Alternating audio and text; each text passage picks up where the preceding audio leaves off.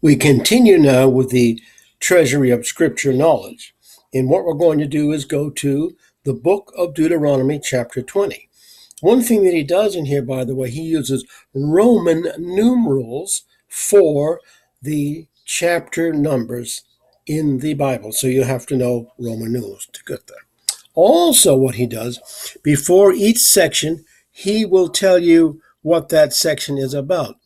So, in other words, the priest's exhortation to encourage the people in battle, the officers' procedures who are to be, and so on, how to use the cities and so forth, and then how the man's wives and how to treat them and so forth and so on. So he goes through that.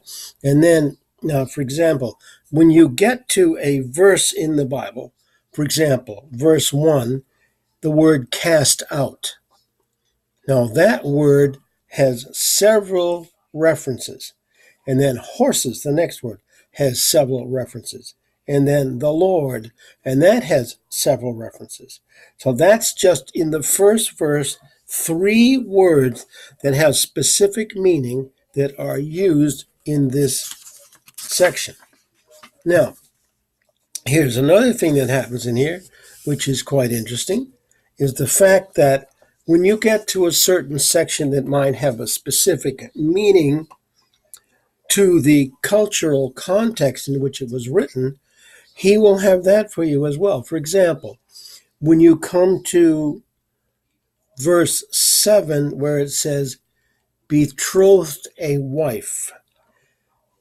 Now, not only does this have many references, but what he has is something talks about what that means in the cultural context. And this is very helpful. It says, it was customary among the Jews to contract matrimony, spouse, and betroth, and for a considerable time to leave the parties in the houses of their respective parents. And then the bridegroom was made proper preparations, and the bride was besought home to her house, and the marriage consummated. The provisions in these verses refer to the case of this kind, though the Jews extended it to him who had newly consummated his marriage, or even to him who had married his brother's wife.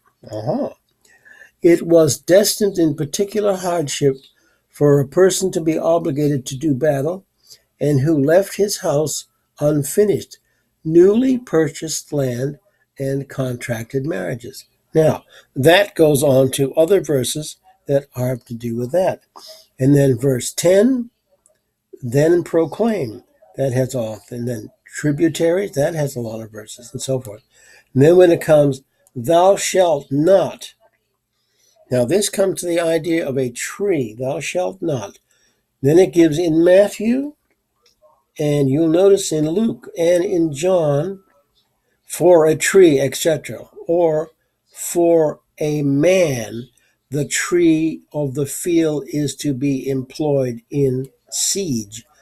Now, the original and exceedingly difficult in the Septuagint has it, is the tree in the field a man to enter the trench before thee? The Vulgate Latin, for it is a tree and not a man, neither can it be increased in number, and so on and so forth. So he's got a lot of references, you see, for that particular thing. And he has these articles where necessary to show you exactly how it was during that time in the Bible, in the context of what they did then. So this giant treasury of scriptural knowledge is an amazing book. Use it with any Bible you have, and you can go through verse after verse after verse to find references that are like it. This is no doubt one of the best volumes you could ever have by Torrey, the Treasury